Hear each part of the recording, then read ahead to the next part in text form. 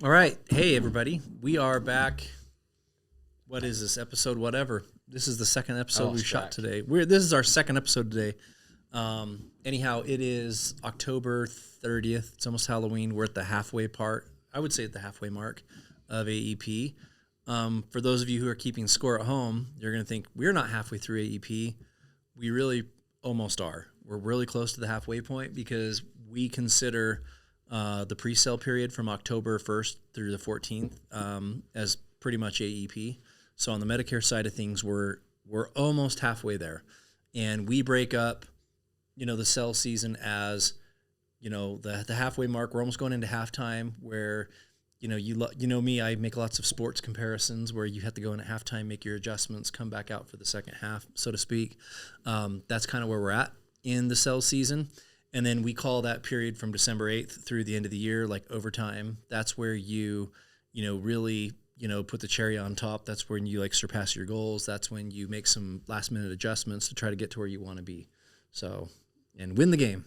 So anyways, that's kind of where we're at right now. So I just want to kind of go through so far trends that we're seeing from AEP. I think we really do at this point have a good handle on how everything is going to shake out. And then I think we also want to talk about, there's a lot of hubbub in the industry talking about the John Oliver episode last week that he aired on HBO.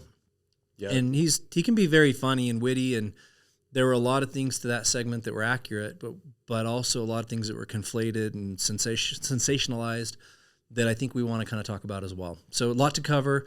And then, of course, Jeff is joining us today because OE is about to kick off. It's on the doorstep. You guys talked about it last week, but things are changing every day. A lot to talk about there on the open enrollment front. So where do we want to jump in? I think we should talk about kind of who's winning, so to say, or where, we kind of talked about giving report cards to the carriers for this AEP, but that's probably not going to go over really well.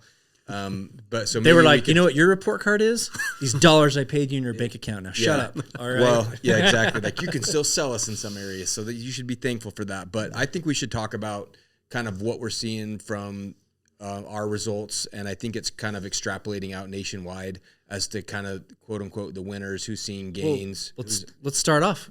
Who's winning? Humana. It's just hands down. It is like we've talked about.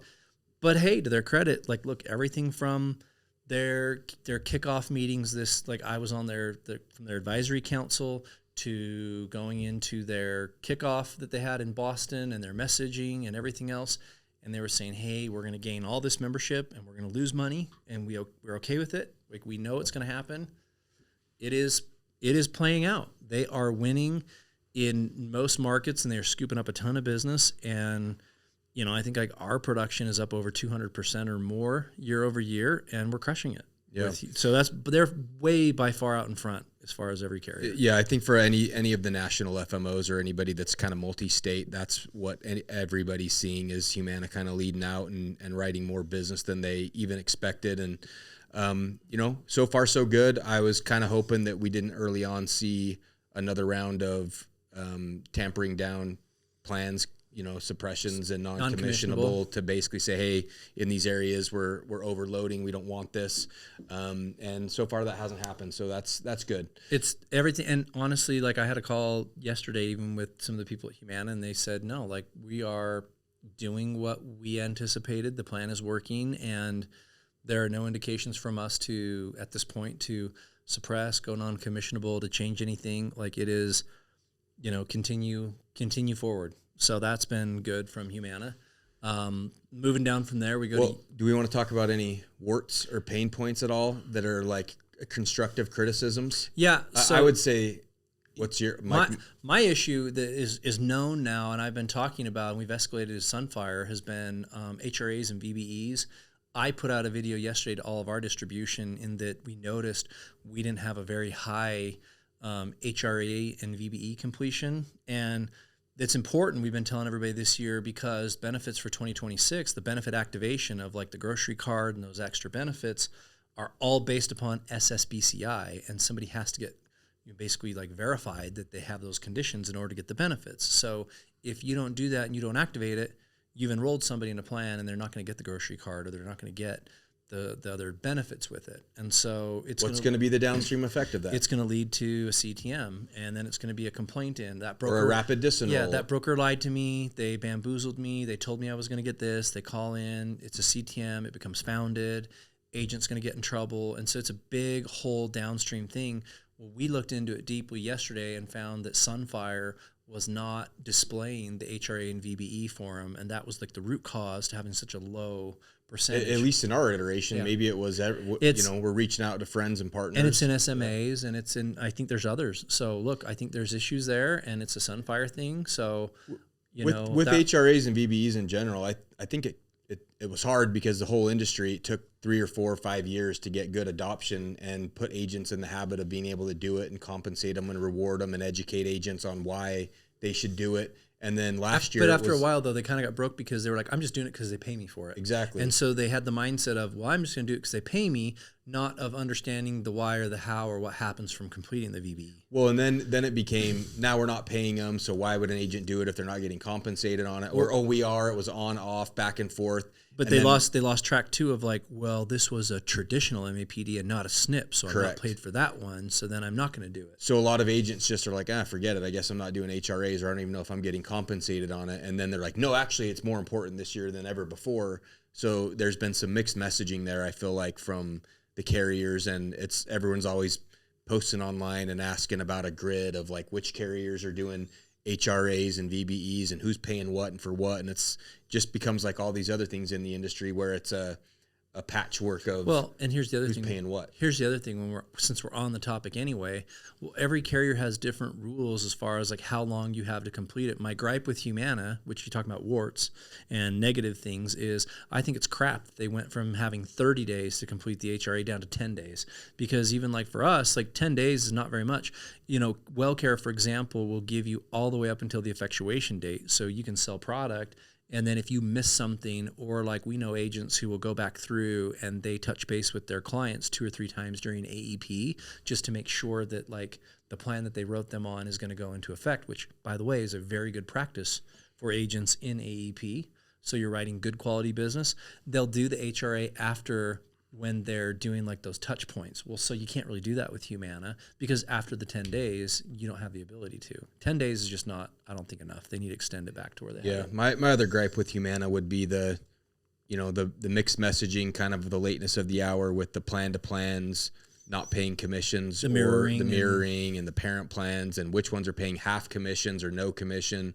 And I think that the average agent had a hard time understanding that and keeping track of it and understanding what and where and when we'll pay commissions, again, just like everything else. And we get why they do that, and that's one thing that we tell agents all the time is carriers don't care, and you're not getting compensated. They're really. But let's also talk about the 80-20 rule again. So 20% of the agents write 80% of the business, and they're good.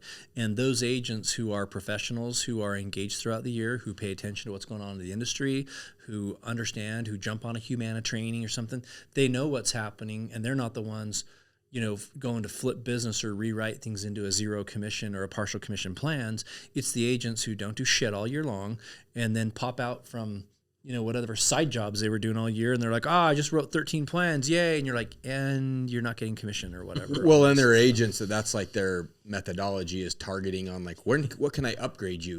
Like, you're on this carrier in this plan already. Well, this one has $10 more worth of dental. So let me change your HICN number, your plan number. And it's like the carrier, that doesn't benefit the carriers. You just are essentially doing an AOR, an agent of record change on that. And that's what's, but I just feel like it's hard for agents to understand, like the HRAs and VBEs, and they kind of lose track of it. And that's been something that's been the only slight gripe. But, so far Humana, I think, is, if you had to say who's going to be the quote unquote winner of it's already in the nationwide, it's going to be Humana. It's already in the bag. And their message has been positive and keep going. So, yeah. And then, I think nationwide, United's still going to write a lot of apps, but they're executing on their game plan, which is what they wanted to do, which is shed some membership in the areas where it's hard and they're not profitable, and they're going to add membership in areas where they wanted to grow. But net, I think we're seeing nationwide, and like talking to other AmeriLife partners and other just people in the industry, you're seeing them not maybe in the front because their plan was to not be in the front this year and grow. They already had so much membership, to your point. They wanted to be healthy and pass some of their membership or shed some in some areas. So I read a report. This is not from United Healthcare's leadership team, but a report that showed they were projected to lose about 1 million members. Yeah. So it's like they're going to lose 1 million members, but they're also gaining business in the areas that they strategically. So they're giving back. They're going to give back most of the gains that they had last year for their really good AEP. And I think there's been some frustrations. We just talked about the non-commissionable and suppression and things like that in Idaho, but there's been some targeted outreach campaigns that have irked some agents of potentially trying to message out to their clients that there may be a quote unquote better, even though you can't say better plan, there may be a plan that's a better fit for them. And those plans may be non-commissionable, even if the agent remains agent of record. And so it's like you're basically just trying to siphon some of that good vested membership off onto a plan that may be more beneficial for the carrier, but not for the agent. Yeah, well, a better explanation of it is like for those who are trying to be soft on it. Entrenched. Yeah, like there's benchmarks, right? Like for like the LIS, there's like a benchmark dollar amount. And so anything at that premium mark or below, if you're at LIS levels, you're going to get for $0. And so if you're above the benchmark, you're going to pay the difference. And so what it is these legacy plans that are higher than the benchmark, that low income member is going to have the difference in the benchmark and the plan premium, so they'll have to pay a couple bucks. And so what it is that outreach letter is going out to those people saying, hey, we have new plans in 2026 that wouldn't result in you paying any of these couple of dollars of premium. So you can switch to this plan and not have a premium, and so for the brokers, that's what kind of rubbed them. Because some of those plans are non-commissionable. Yeah. And so that's a rub. And then, of course, the other thing that's kind of been a rub, and I don't think this is going to ruffle too many feathers with my friends, and I say that with my friends at United Healthcare, is I think it's been widely expressed that I think the line in the sand was kind of crossed when they went back to like Washington producers and said, hey, that legacy business that you wrote, that you had a contract for, that paid you these renewals, we're just not going to pay the renewals on that. That was the line that I think kind of crossed in the mind of a lot of brokers and partners, is that like, look, for those agents and agencies and people in the business to go and acquire that business for you, it took brokers driving their cars to the home, going to the local market clinics. It took real time and dollars for people to go develop that business, and took real investment of capital to go get that membership. And then to say, well, we're going to keep that revenue and we're going to keep that member, but we're just not going to pay you for those services that we said we would. I think that was the one step, kind of the line in the sand that went a little too far, that has, kind of created a lot of rumblings in the industry with agents and distribution and people like that. So again, that's, those are the two kind of examples that, I think everybody has a pretty good understanding of how difficult the environment is, financially. Look, everybody has to hit EPS. They have to hit their earnings. They have to have a game plan. It's very challenging right now. The MLRs are still really high for everybody in the industry. The reimbursement rates are low. It's going to get better in 2026, but it's still hard. We know tough decisions were made, but I think most people have been fairly critical that was one that we just don't understand the economics of. That would have been like, the ultimate worst case scenario to do. A bridge too far. Yep. Yeah. And so I think that has, that's the big thing that the distribution in the broker community is unsettled and upset about. Yeah. And, United took it on the chin. We were going to talk about the John Oliver expose or whatever. But they've been taking it on the chin in kind of the whipping boy for the industry overall. Because anything negatively that happens to the industry at large, they have the largest market share. So they disproportionately take the brunt of the news cycle and the negative news. And it's so, but I honestly, I think they're, as far as like operationally, I think they're probably executing on the exact game plan that they put forth before AEP, and they'd communicated all of these changes for the most part, save maybe a couple instances with the commissions in Washington and the situation in Idaho. But, when you're insuring millions and millions of people all across the country in different markets, it's hard to be, perfectly communicative on everything everywhere. Yep. So third, third down the list. Hey, Aetna. Probably Aetna. Aetna for us and for a lot of people I've talked to, we were kind of, I don't want to say pleasantly surprised. I was a little surprised at how much Aetna was written, because I would say that they have had the reputation of the yo-yo of instability. I mean, if you look at markets like Texas, where they kept having they kept shifting the turd from one pocket to another pocket with their plan designs of PPOs this buyback, and then go to this buyback, and then go to the next buyback, and every 2 years they kept moving it. And we've had a lot of instabilities in other markets, in our backyard in Utah and others. So they've had a challenging time maintaining consistent benefits. So that wears on brokers and distribution and consumers. Well, and then just 2 years ago, they had a great enrollment year, and then they were the first to kind of shut everything down and have big exits and start pulling back that fitness e-bike and snowboard and shoe benefit like mid-year. They kind of they gate kept it a little bit, the benefit. And so they kind of had that. And so I was a little bit surprised that overall distribution in a lot of markets and agents you're talking to, they're writing a significant amount of Aetna. So I think they're having a pretty good sales season from what their game plan is. I think Aetna's doing great, and their leadership, some of their leadership is going to be here in our office next week. Yeah, right? I think they're, again, same with them. I think they're executing on their game plan probably right how they hoped and anticipated, modest growth in areas where they want and shedding some membership where it's not profitable. Yep. Yeah. From Aetna, it goes down for us. At least we're seeing probably. Then it's WellCare. And then WellCare devoted. Then it really drops to like HealthSpring, Cigna, aka HealthSpring, and then you kind of we write a lot of regionals and stuff. You start really go down the list. From there. Let's talk about WellCare. I think that they're kind of flying under the radar a little bit this year. They're kind of just holding the line, so to say, a little bit. It seems like besides the fact that they came out with a handful of plans that they additionally suppressed after the first week of AEP, they still have a lot of animosity from the broker community. They had more suppressions. Like they did leak out some more suppressions. Was it last week? Yep. We got that, and we were like, son of a bitch, we actually write some of these areas too. So they did leak out some more suppressions, which we were hoping they wouldn't do, but they did release more suppressions, which I was, disappointed with. Yeah, I think, but conversely, they're showing they're doing well in some markets, again, where they wanted to win. I think we're seeing, Chicagoland area and some of these other places where they'd had the strong dual products and a lot of Medicaid membership. They're gaining and they're doing well where they should.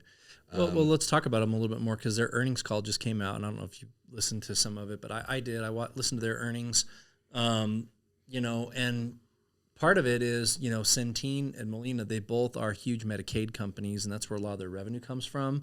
So some kind of tailwinds for them that's good is next year in 2026, they have better Medicaid rates, and so that's going to be a big windfall for CAID companies. So that's a positive thing for them. But where they're kind of sideways right now is their MLR even went back up to 92 point something. I mean, it jumped from 89. It jumped like 3 points on MLR, which is not good. It really isn't good. So that's kind of bad. And then they're disproportionately affected by the Inflation Reduction Act because of all that PDP membership. So they kind of have like some things going on there where, as far as like Medicare Advantage goes, they're doing some good enrollments and I guess getting membership in the areas where they want to from a strategic perspective. They are down overall by like 10% of their overall Medicare Advantage membership this year. And again, they have headwinds from the Inflation Reduction Act on their PDP, but they have some tailwinds on their CAID business. So it's kind of like, I don't know. It's an overall, it's a mixed bag there. You know what I mean? Yeah. So I bought, we're doing well. They'll make progress for sure. Since we kind of broached it, Molina, I think Molina's probably having a hard year this year. We're seeing some wins in some good markets, but they've had some rocky rollouts and ththings like that.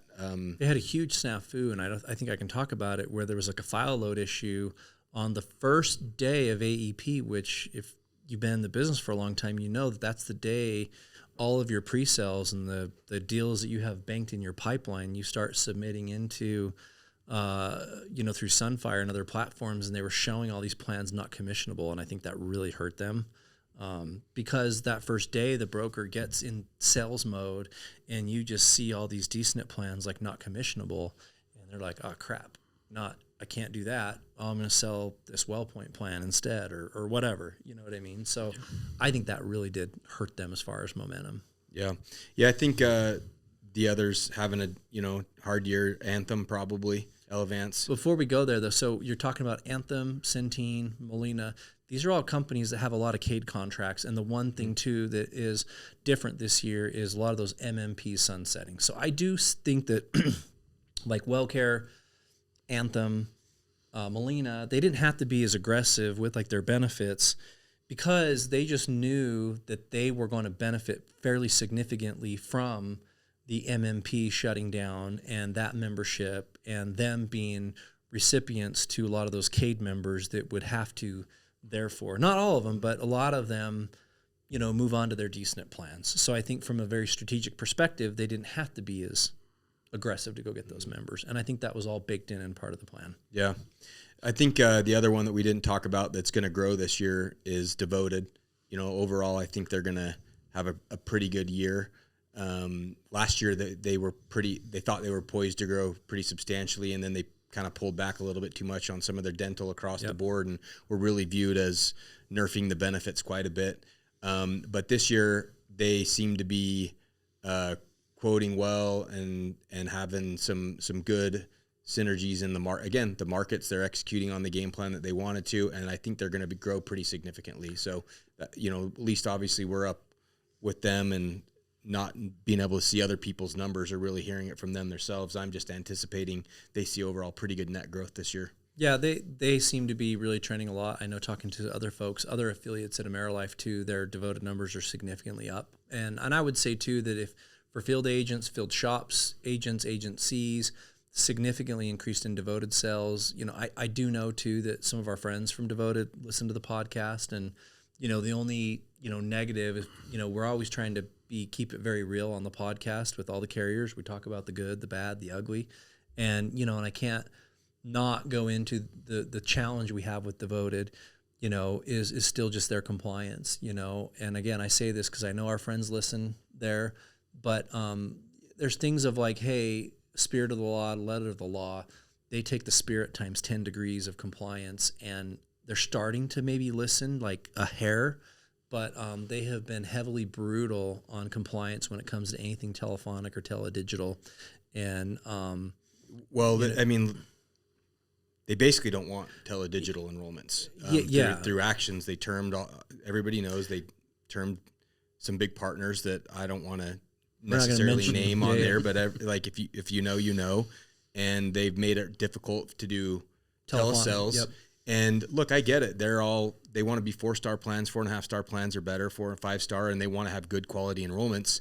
And it's hard to know who's writing good quality virtual enrollments. And so, but you can't throw the baby out with the bathwater. And I guess that's kind of what they've done. And so we just have been cautious about advising and counseling and guiding agents to say, hey, you want to do the right thing for the consumer, and if they want, it's great, but just know that if you do a telephonic enrollment, like if you breathe or cough wrong, you might end up getting terminated. So I think hopefully they're starting to listen a little bit to some of that feedback, but they have been heavily punitive in just, sacrificing distribution at the price of star ratings. Yeah, and look, I just want to, before we kind of move on, talk about like telesales overall versus field sales real quick, because it's not just a Devoted thing, but a lot of the carriers, everything's a pendulum, right? And the pendulum's always swinging. And during COVID and after COVID, everything went so heavy teledigital with the big, call centers and selling Medicare like that. And the industry's been trying to correct it over the past couple of years, that the pendulum swung back so far, and teledigital, or these call center shops, even the ones that are doing it good, are really struggling. And I will say, admittedly, that there are shops out there that are smaller shops that keep kind of springing up that do business in a really bad way. They're selling Medicare policies in a way that's not how you sell it. You don't just call and be like, hey, look at your card. I'm going to send you a new card. Here's the best one. We're just updating your benefits. Yeah, we're just updating your benefits. Could you read me your card? Let me just verify your number. Okay, you're going to get a new card in the mail. And there are legitimately entities. We could call them out on name, put them on blast, but they are still teaching and training agencies and agents to do it. And it blows my mind because I'm like, I don't know, you're not going to be in the industry very long if you keep doing that. Well, so two things, though. I'm going to talk about that, too, though. I do think this is positive, though. There are carriers who are now starting to track some of this, and obviously Humana put in, their metrics and components where they are being proactive in terming agents based on accretion rates and, other trends beyond just, founded CTMs. Yeah, which right? we think is good. Yep. So they're starting to kind of be proactive in getting rid of some bad actors. And I think that they're churning out people and they're doing like an agent appointment vetting process now. So when an agent moves from one call center to another one, they pull their history and they're preventing some of those bad actors from getting reappointed, which I think is good. And I think that if all carriers did that, you would slowly over time, it'd take a year or 2 or 3, but over a 2 or 3 year stretch, you would get rid of a lot of those bad actors because they just go like, just pop up shop. They go somewhere else. Oh, I got termed with this agency or whatever. Great. I'm going to go over here to this new one. Oh, and now I'm not selling Cigna anymore or HealthSpring. Now I'm just going to go sell, Humana. Oh, I got termed for Humana. I'm going to go to this new entity, and now I'm going to go sell Elevance. Well, and I think that the end is almost like we've gone all the way through the HEAP deals, these call centers that were running businesses specifically on HEAP, where they get a one-time upfront commission, and literally the only thing that they care about was if it survives through rapid disenroll, so they don't get their charge back. Mike, we like to call that a point-of-sale commission. Yeah. Okay, whatever. HEAP, point-of-sale commission. Let's call it point-of-sale commission, all right? But like Dan and I say that we might as well get tattooed. Show me your comp plan. I'll show you your behavior. And when you ran a whole model and then these others, as the call centers, we've gone into it, Shutdown, all these other ones sprung up running on these HEAP models, but as we've seen, a lot of these agencies that I would classify them as bad actors or maybe not quite understanding that it's not a final expense shop or whatever. They've ran out of other people to go to, and they're either out of the business now or they're having to correct themselves and try to do business in the actual real way, which is live off of stable, predictable cash flow and good quality policies and actually be real insurance agents and agencies. Well, and the last part to that, too, of weeding it out and getting to what's kind of bothered me over the years is, and look, we have peers. I won't say friends. I'll say peers in the industry who are in the space, who are large distributors, and they have all these downline agencies who they know are doing business in a bad way. And then the agents or the GA or the MGA, and they got a shop of 25 or 50 people that are getting termed. They're like, oh, yeah, shame on them. They were doing a bad job. They were doing what? Yeah, or that oh, man, we had no idea. Boy, we told them to be compliant. Boy, I'm glad you guys, we agree. We're glad that you caught them and terminated them. All the while, they're like, their trainers flying out and training them to do that, and you're like, yeah. All the while, I made $250,000 in commissions this year off of them, but I had no idea it was happening, and so that's kind of been one of my pet peeves for a long time in the industry is that they knowingly allow some of these smaller sub-agencies to conduct business that way, and they have shielded and protected themselves from that through sub-agencies. And now with CMS, it was a week or two back, and this was kind of like, I was shocked that more people didn't talk about this on LinkedIn and other platforms, but CMS announced now with compliance and CTM reporting that the FMO is also included on that. So if a CTM comes in from an agent, it's also like who is the parent org that NPN or agent is tied to. So that's new, another layer of reporting, which I think will also start to create and paint the picture of the trend of where some of those sub-agencies and agents are all kind of grouped together and congregated. And I think will allow more data and insight for carriers or CMS to take action. Yeah. In final, so they're working on two things, right? CTMs per 1,000 enrollments. That's a huge one. And then these other accretion and retention, where if you're under a certain percentage, you're obviously writing poor quality business that shouldn't be going into effect. But the unfortunate situation that's emerged is if you are a good telephonic agent that's doing things virtually, you're under heavy scrutiny. The deck is right stacked now. against you. And I still am like, I know for a fact that if we scrutinized or took the same metrics and mechanisms to a lot of these field enrollments, they would not hold up to a lot of the scrutiny that these telephonic agents are doing, because they're doing a more thorough job, but it's a he said, she said thing. And there's just a different dynamic of when you go meet with somebody in person and they're like, well, do you want to complain on that guy? And they're like, well, he showed me his picture of his family. I don't really know.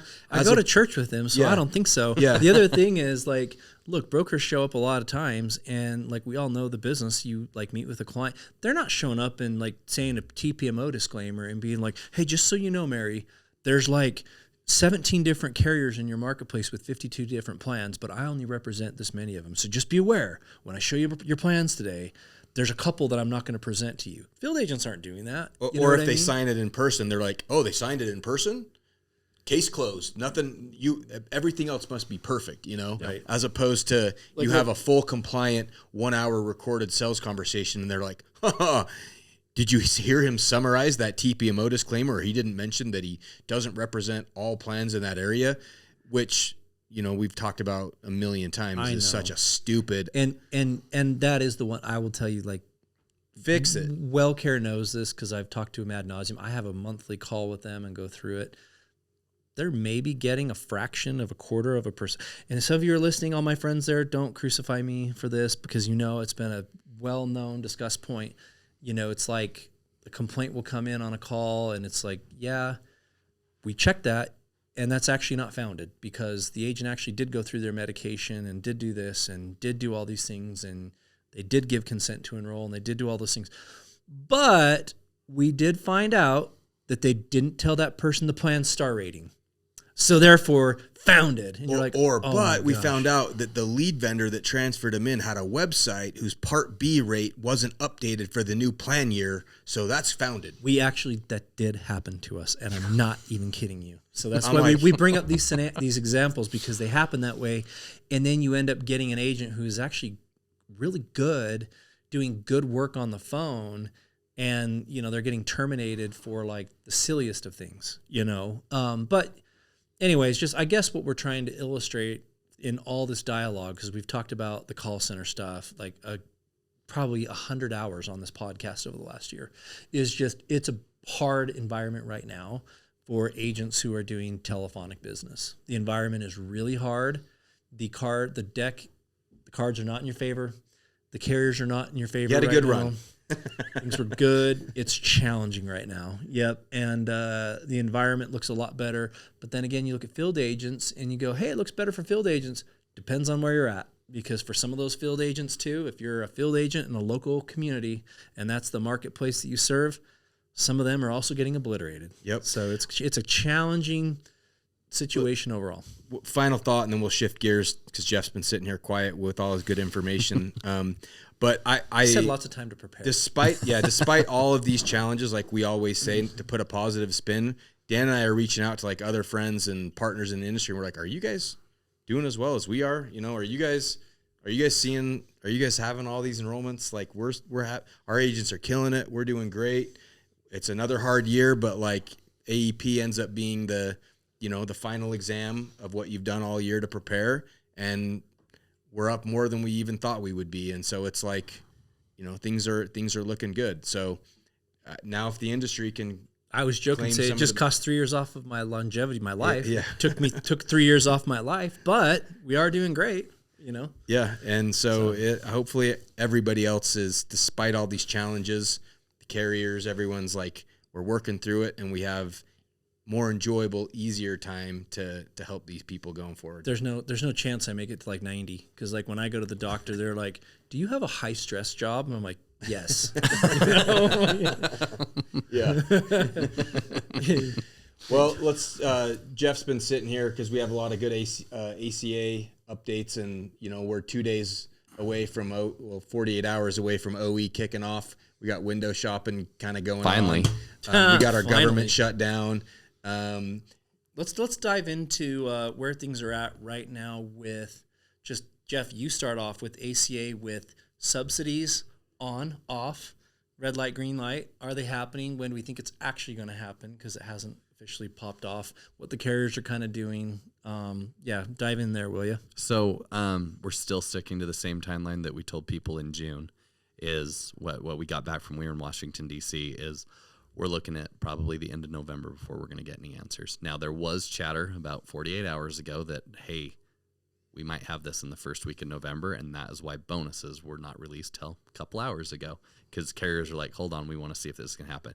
Now they got the indication that it's not looking good. Well, Polymarket also tells me that it's not looking good. Yep. Yeah. Isn't it amazing that you can go on there and it kind of trends on everything that is pretty accurate? So you can bet on anything these days. Yeah. I'm starting to see commercials for it too. What's the other company? It starts with a K. Kalshi. Yes, when can we start betting on like actual health insurance stuff? Like then maybe we could make some money on the predictions. That's what I tell my wife. I don't sports gamble. Yeah. I make predictions. Just don't be Martha Stewart. Yeah. All right. So we're still planning on probably that timeline. We all know that there's going to be some form of subsidies no matter what happens out of this, because it's going to be impossible for them to go on without it. But I mean, there is a small chance that could happen.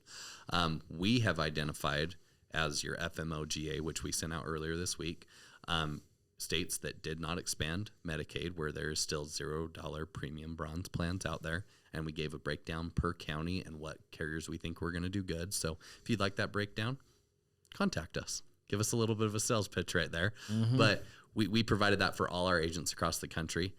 Our agents aren't freaking out. Everyone else I hear across the country, the house is burning down because they have no idea what to do. We were prepared for this coming in since June. And I think our game plan is great. We are projecting growth this open enrollment, no matter what happens. Government subsidies, no subsidies, we are going to have growth. The carriers know that from us because they've seen our trends on all the calls I've been on in the last 2 days. They're like, we know you guys are going to grow. Where are you guys looking at selling? Mm-hmm. They're kind of looking for almost a positive reinforcement from us. Health Sherpa's kind of told us the exact same thing. You know, we're growing. Right now. So yeah, Health Sherpa did, our friends at Health Sherpa, shout out to them. I think they've had a really hard environment and obviously very chaotic and stressful for them. And they had, information within minutes of it being able to be released and good data and good analysis. And they've been very, very on top of it. Heat maps and, shout out to Georgia CEO and Jordan and Adam. They've been great. It's been great, especially they got that data so late. Mm-hmm. I mean, really, people having 3 days to do window shopping. It's ridiculous. You're an insurance nerd when you're like texting out stuff like this in group chats at like 10 o'clock, 11 midnight. I think that's when you're like, guess what, guys? Rates are dropping, Mm-hmm. Check this out. Then you're in deep when you're. I know, and I'm like, oh, I should already go on to LinkedIn or something else. But like, yeah, we are only, so we do still have a couple carriers where they haven't released officially what the PMPM is like for agents and what agencies or distributors are getting or bonuses. One of them will be coming tomorrow at noon. I got a text message on that. Very convenient on the 3rd. But I'm not going to say it because I've been told that many times and it hasn't come out yet. But very great that I have multiple carriers on the 30th of October. We're going to get it on Halloween, less than 24 hours before. So for you agents or Halloween partners out there, just know that like we like work nonstop. Like people have been messaging me saying like, oh yeah, is this the time of year where it's like slow for you? And I'm like, no, my life sucks this week because we are having to get information from carriers, and then we're just now getting it to where we can know where to deploy marketing dollars, where to buy agent licenses that we need to go purchase for some of our agents. We just did a couple hours ago. Our whole strategy to shift on we just hired a whole new Salesforce team for ACA, risking it for the biscuit, knowing that something's going to work out. Right, but you have to. But we don't know which states in particular we're going to go purchase a bunch of licenses for. We don't know where to go tell some of our vendors and tell our internal team, like turn on like the Google AdWords and the Facebook ads and X and Y and Z in these markets and areas. We don't know any of that until like literally now-ish. Yeah. And so it's all really bad. And then even to some of our other partners, like, look, some carriers have come to the market with higher comp next year. Some of them actually come to the market with lower comp. Yeah. And so it's one of those things where you have to go to partners like the day of open enrollment or the day before and be like, hey, your comp's either higher or lower.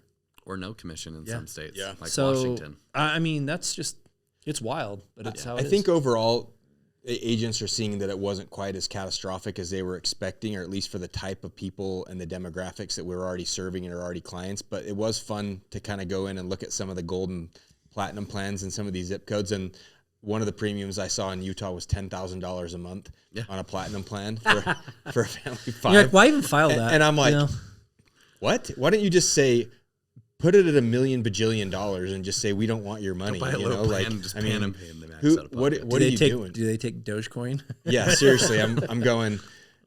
Pay me a percentage commission on that one. You know, a $10,000 a month premium. But I mean, it's very common to see on these gold plans across the country premiums for families of $3,000 to $4,000, $5,000 all across the country, and it's almost like, oh, it's the year of bronze plans.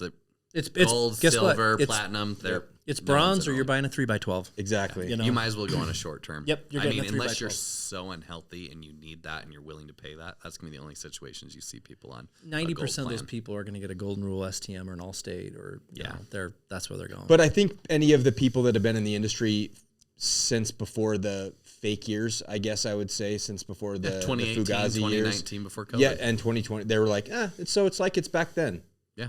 With higher premiums on the it's gold worse and than the above. catastrophic plans. It's worse than the Well, before we run out of time, though, talk about kind of the game of chicken that's being happening right now between both sides. And by the way, we get censored all the time still. So if you're ever watching our episodes and you know, YouTube sucks. it seems weird and they're bleeping things out and it's stupid, you can either watch the real actual podcast episodes on Spotify or on X where they don't censor us. YouTube censors us for everything because they do freaking suck. And I don't know why they still censor everything if I say the word R or D politically. Like this conversation that we're about to have, because we want to talk to you about, you know, kind of the game of chicken between both sides right now. And we want to have a good discussion about it. But if we therefore do it without even taking or choosing sides, just laying out the scenario of what's happening, this episode will not get broadcasted, and we have to bleep out a bazillion different words just to kind of have the discussion. So, and just like ours last week, I didn't think we talked one way or the other. We're very neutral, and it even got censored. It doesn't matter. There's just some AI algorithm that if you say certain words, like Dan and I just got a European election interference email today of like certifying if we're doing that. I'm like, I didn't even know there's an election going on over there. No, we don't. We have enough to worry about here. Yeah. So it's just, we got our own annoying. shit to deal with. Yeah. But So to go on summarize that it. on both sides of the aisle, I'll kind of beat around it a little bit right here. Went back and forth. We thought kind of where the carriers were holding off on that vote yesterday in the Senate that there was going to be a possibility, and it went a completely different direction from someone in New Mexico that decided to put something else out there that kind of derailed things. So now we think that's on the back burner, and it's really looking like November. End of November. End of November, exactly. Yeah, we're already on like what, Yeah. day 29 of the Shutdown. And we think things are going to hit the fan on Saturday because there's a benefit that goes away. And It rhymes with crap. and people are going to lose their minds, and there's going to be a lot of pressure on these politicians to come through with something. So we do think And we that there'll think be that more the traction one there. side of the aisle has been waiting till this shoe to drop to kind of force some leverage to the other side to come back to the negotiating table. Yeah. Because the one side wanted to expand the subsidies to all people, we'll just say, Yeah. all people. The other side only wanted to give subsidies to certain, how do we say, I don't want to say legitimate individual. Legal? This is so, it's so stupid to be able to like be talking in circles about this. But yeah. You got to talk in code or else we can't. Yeah. We're going to get our main channel. But yeah, essentially we had one of our representatives from Utah who's in the Senate, so you can figure it out and go find the video and who he is. Can you say that S word? I don't know. Yeah, you're probably going to screw us by saying Crap. you have to, let's say like the essentially Roman. there's an elected official here. But what's weird is I the can forum. I can say the S word shit, but I can't say the S word that one. Yeah. Maybe. I don't know. Exactly. So what essentially he said is the right side of the aisle is looking for people under $120,000 to be able to get subsidy. People above that to not. And I'm like, why can't both sides just agree to that so we can get something going? Well, that seems reasonable. Yeah. And he's probably one of the more moderate, right in between. So I thought that was kind of some good news. And you know what? He might have been one of the people we spoke to who happened to be on the same plane flight as me going out in June. And we met with In DC, both sides in DC, and both of them told us the same kind of indications from it. and you can go back and look at the photos that Mosiah has posted, so you can see, hey, these are very legitimate, top of the line S words out there that, the indication's there. But bottom line is we got to have some type of an indication. We are almost guaranteeing now that open enrollment will be extended. There was talk that, hey, open enrollment's going to end, and then there's going to be a special election period. Now, someone on the left side of the aisle, really high up, said, hey, I'm pretty sure this is just going to get extended, which would make sense because technically, January 15th is when open enrollment will end. It will make sense for it to just be continued 45 days into March, because all indications were special election period in March, but now it's looking like, hey, this thing's just going to get extended. So super OEP. My crystal ball is telling me that a vote will happen at the end of November, and that it will finally end the schmoverment schmut. Is that what we're saying? Yeah. Schmut down. And then things can kind of get some clarity. Of course, by then the subsidies to kind of get put into plans. It will at that point create, like we've been talking to a lot of people, there's a lot of optimism that there will be another special election. I just, I can't say that word, the E word, because I just said it. And well, we say, or SCP. Yeah, SCP. There will be an SCP. Yeah. That then will probably happen in March too. So, I mean, it's weird, but then all the carriers right now are producing like comp with bonuses and stuff that only last for like a month or only last till like the end of November or the end of December. So you're like, are you going to like modify these? So there is still a lot of crazy uncertainty. I think that's why we had so many bonus structures come out so late, is because they were looking for an indication. And right now it doesn't look great. So they're like, we're going to proceed as normal and see what's going on. And big news, Ambetter, the biggest producer of ACA plans in the country, is giving a retention bonus this year on top of new sales, and they're going to combine them because they know it's going to be important to just maintain members rather than gain members, because every carrier, well, there's going to be some that are going to have some good growth, and watch our past podcasts, you'll see who it is. What's going to happen, just for those of you who are interested in following this, what will happen is if the subsidies get hammered out and finalized at the end of November, and then there's that definitive, like, hey, these subsidies are happening, then you're going to see some of the carriers who have kind of been bearish, that they will kind of change their temperament to being bullish and saying, oh, actually, we do want some more membership. And then you're going to see, bonuses come out. And it's a lot easier for them to do that via like a bonus than to go back and change like their PM and stuff like that. Yeah. So One I think thing you'll see it pop. To be careful out there is the rate increases are still going to be there no matter what with subsidies. We've had a lot of agents talk about that. Well, this carrier is going to bring theirs down because they've had 30% increase. I'm like, no, the rate increases are there to stay. Yeah. And it's because they've been underpriced because of all those COVID bills and everything all these years. And honestly, if carriers aren't raising rates, they're not going to be around. Yeah, it's not sustainable in a multi-year kind of outlook there. So when we were playing around with some of the income levels, that 151,000 for a family magic number, rates get really really crazy when you get over that. There's certain thresholds that are magic numbers. Yeah, and I'm going, so if you're a family making 151,000, now all of a sudden your healthcare premiums are 50,000 a year. And that's Magi too. It's Magi. Yeah, so exactly. It's modified adjusted gross. I'm like, but also, what's the bottom for 2026, Jeff? What's the FPL limit? Like the people who, if you hit it or get a zero, what is it again? Like the bottom? Well, it's going to depend on if you're in an expanded Medicaid state or not. Right now, some of them that we're looking at is 133% in the states that didn't expand, and there's 10 of them, and that's where you're going to see your zero premium bronze plans. Yeah.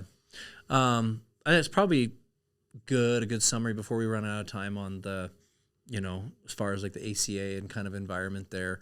Just like always, we get excited because, in fact, I was just on a call before this with my tax guy, which is never exciting, but he was asking like, hey, how are you? Or how's business? How are things? And I'm like, actually, I'm smack dab in the middle of, the seventh circle of hell, because the Shutdown is all related to things that we do in our business. And he's like, oh yeah, I didn't think about that.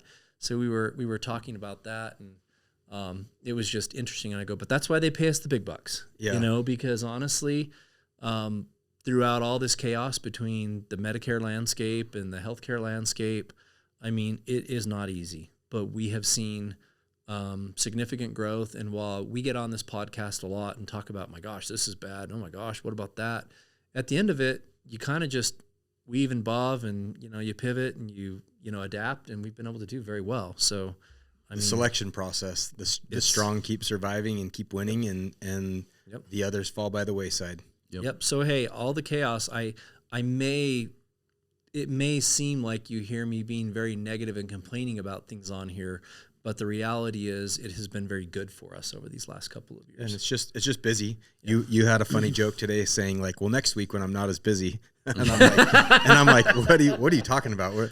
Every week of the year is super busy now. Well, dude, I look at a day on my calendar and I'm like, I only have one thing that's like actually like scheduled on the books that day, and I get very excited. Until we get thrown another curveball. Well, and now we have Medicare Annual Enrollment, ACA OE, Super OE probably, Medicare Open Enrollment as well. So you're like, we have a 7-month super sales. Oh, by the season, way, our big, and then the planning session. We have our big ramping up recruiting set that kind of really kicks off too. So if you're looking for a new FMO partner, hey, our recruiting season is about to really kick off and go into full gear too. So full steam ahead. Before we kind of wrap, I want to at least finish with talking about the John Oliver episode or piece that dropped last week on HBO. I, in general, don't agree with everything that John Oliver says as far as like politics and stuff, but he's really entertaining, and I watch his show, part of the time. I would say I probably watch at least 20% of his episodes because they're funny. So I did watch the Medicare Advantage one that he did last week, and I will say, like everything, it's all about context and nuance. That there were some very valid points that he brought up on it. The best parts of it for me were the thing talking about mountain chicken. I thought that was pretty funny. Yeah. Mountain chicken, from what you would expect a mountain chicken is to what it actually is, like a frog, And then the other banger for me was just as much travel as I do. And he talks about saving money on like a flight. Like you want to save $35 on a flight. You get up at flight at 6 a.m. It sounded like a good idea.